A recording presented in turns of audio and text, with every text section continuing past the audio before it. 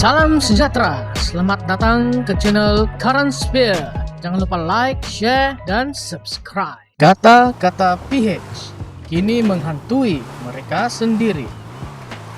Kuala Lumpur, kadang-kadang bukan rakyat nak kutuk Pakatan Harapan PH. Sebaliknya, bayang PH yang mengutuk mereka secara kau-kau sekarang, kata pemerhati politik yang menggunakan akun Facebook ulasan Attack China. Ya kerana, katanya, yang kata daya saing jatuh salah Perdana Menteri, itu PH. Yang kata semua tender kena buka pun, PH. Yang kata harga petrol naik zalim itu, PH. Yang kata kadar cukai naik zalim itu, PH juga. Yang kata pelabur asing jual negara itu, PH. Yang kata kos kehidupan naik kerajaan tak guna itu, PH, katanya. Malah yang kata elektrik naik bebankan rakyat itu, PH. Juga yang kata hutang negara bankrupt negara itu, PH. Yang kata UMNO adalah penyamun, juga PH, katanya. Tambahnya lagi, yang kata MCA mengkhianati Cina, tak iktiraf sijil peperiksaan bersama Sekolah Menengah Persendirian Cina UEC itu PH. Yang kata MIC tak jaga kuil itu PH, ujar beliau lagi. Oleh itu, menurutnya yang menghantui PH hari ini bukan orang lain, malah PH sendiri. Perihal PH melakukan apa yang mereka lawan hanya membawa satu maksud. BN adalah betul, tulisnya dalam postingan Facebooknya. Nah, apa pandangan rekan-rekan di luar sana? Adakah dakwaan ini atau pandangan ini betul? Atau memang apa-apapun atau sesiapapun yang menerajui kerajaan akan menghadapi masalah yang sama? Walau apapun, kita berharap Malaysia, negara kita, akan menjadi hebat satu hari nanti. Bukan tak hebat sekarang, memang hebat, cuma orang putih kata trust the process. Sekian. Kejap. Ruangan komen terbuka. Sesiapapun boleh mengutarakan pandangan masing-masing. You are all welcome. Semua boleh singgah. Sekian.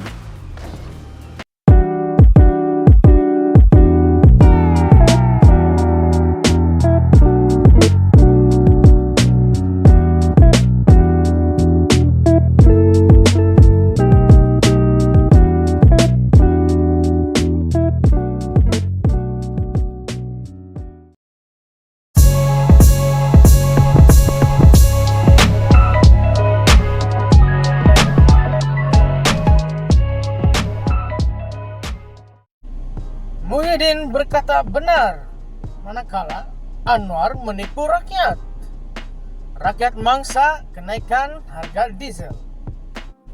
Kenyataan Tan Sri Muhyiddin Yassin tepat menggambarkan kesengsaraan rakyat akibat langkah PMX Datuk Seri Anwar Ibrahim menaikkan harga diesel sebanyak Rp1.20 atau 56% daripada harga sebelumnya. Muhyiddin juga menegaskan bahawa Anwar menipu dengan mendakwa kenaikan harga subsidi ini hanya akan menjejaskan golongan mahakaya dan warga asing.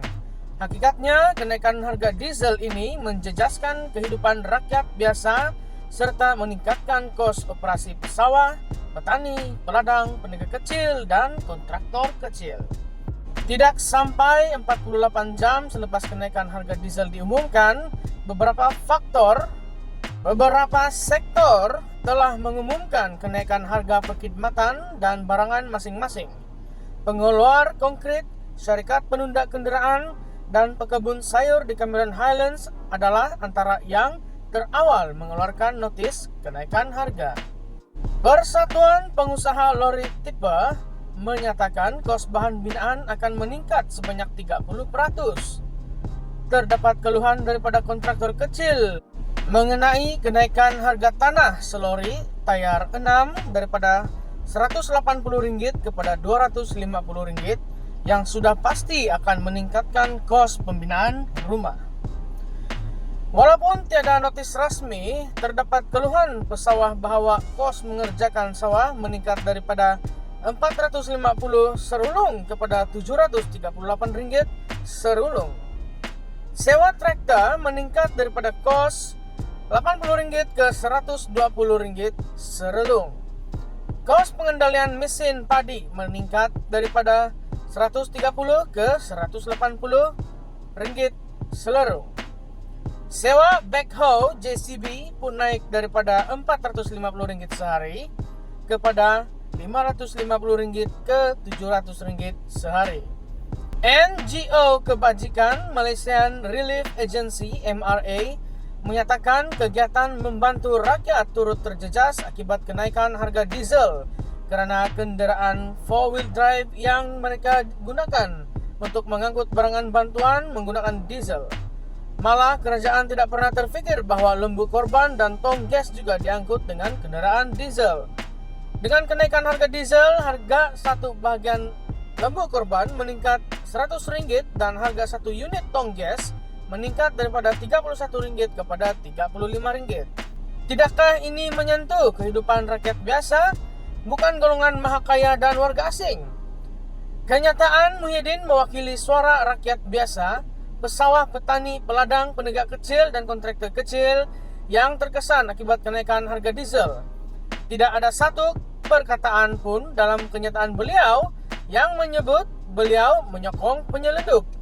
Seperti mana yang dijangka Perdana Menteri ke-10, Menteri-Menteri dan Kerajaan Madani amat defensif, berada dalam penafian in denial dan bersikap kami tidak pernah salah apabila berhadapan dengan kritikan rakyat dan pemimpin pembangkang.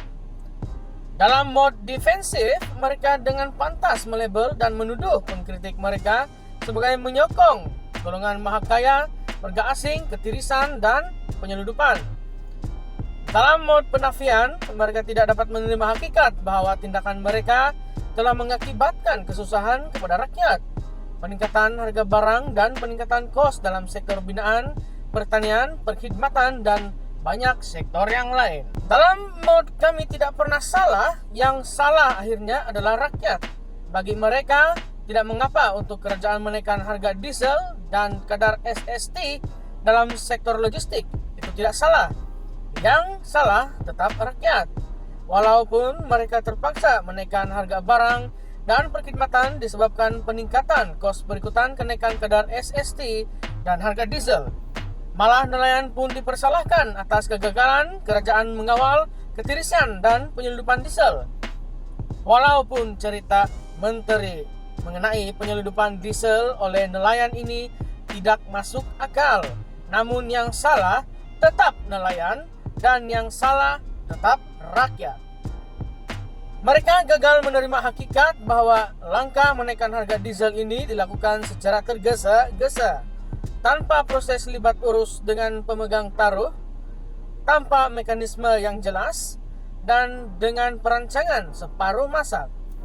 Selepas mengumumkan kenaikan harga diesel, barulah mereka sedar yang mereka terlepas pandang banyak perkara, termasuk mengenai mesin yang digunakan oleh pesawah, petani dan peladang serta kekerapan penggunaan mesin dan kenderaan diesel dalam sektor ini. Malah mekanisme sistem kawalan diesel bersubsidi SKDS dan penentuan had kad fleet pun belum diperincikan dan dimuktamadkan.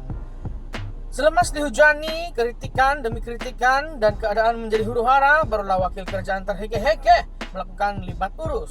Tidakkah ini contoh ketidakcekapan, kebebalan dan kegagalan merancang kerajaan Madani?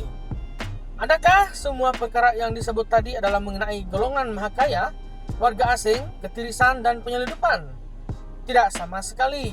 Naratif golongan mahakaya, warga asing, ketirisan dan penyelundupan adalah naratif ciptaan kerajaan untuk memberi justifikasi kenaikan harga diesel dan penafian hak subsidi rakyat. Ia juga naratif untuk menutup penipuan dan kelemahan, penguatkuasaan serta kepincangan perancangan kerajaan.